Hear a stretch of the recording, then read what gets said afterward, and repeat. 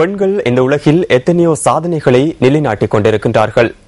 பல்வேறு காரணங்களால் உருவாகும் பெண் தலைமை குடும்பங்களும் பெண்களின் ஆளுமையின் வெளிப்பாடாகும்.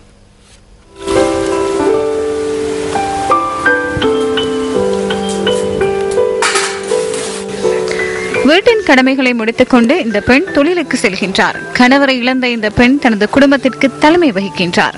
தன் கணவர் விட்டு சென்ற தொழிலையே இந்த பெண் தொடர்கின்றார். இரணிமடு குளத்தில் நன்னீர் மீன்பிடியில் ஈடுபடும் இந்த பெண் இந்திரா வசந்தி. 50 வயதான இந்திரா வசந்தி 6 பிள்ளைகளின் தாயார். 5 பெண் பிள்ளைகளும் திருமணமான நிலையில் தன் 6வது பிள்ளையின் கல்விக்காகவும் தன் அன்றாட ஜீவனோபாயத்துக்காகவும் குளத்தில் மீன்பிடிக்க செல்கின்றார். இந்திரா தன் கணவரோடு இணைந்து 30 வருடங்களாக இந்த தொழிலுக்கு சென்று வந்திருந்த நிலையில் இப்போது தனியே இந்த படகை செலுத்திக் கொண்டிருக்கின்றார். தன் கணவரோடு இணைந்து 30 வருடங்களாக இந்த தொழிலுக்கு சென்று வந்திருந்த நிலையில் இப்போது தனியே இந்த படகை செலுத்திக் கொண்டிருக்கின்றார்.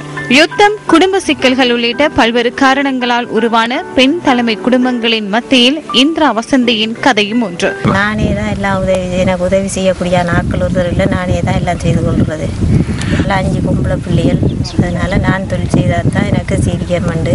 ஏன்னா கஷ்டத்து மத்தியில் தான் வாழ்கிறோம். வளையல் அழிஞ்சாலும் முதலையெல்லாம் இருக்கும், ஆணையெல்லாம் இழுத்து கொண்டு போயிடும். அதுக்கும் வளையல் நாங்களே வேண்டிக் கொண்டு தான் சீவிக்கணும். பெண்களாக கௌரவமாக வாழணும்ட்டு தான் இந்த தொழிலை செய்து சீவிச்சு வாரோம். சரி, நாங்களே உழைச்சி தான் நாங்களே முன்னேறி வரணும். கஷ்டத்தாண்டால என்ன செய்கிறது? இவ்வாறான தன்னம்பிக்கை மிக்க மனிதர்களும் வாழ வழிகளை உருவாக்காதவர்களுமாக இந்த உலகம் சுழன்று கொண்டிருக்கின்றது.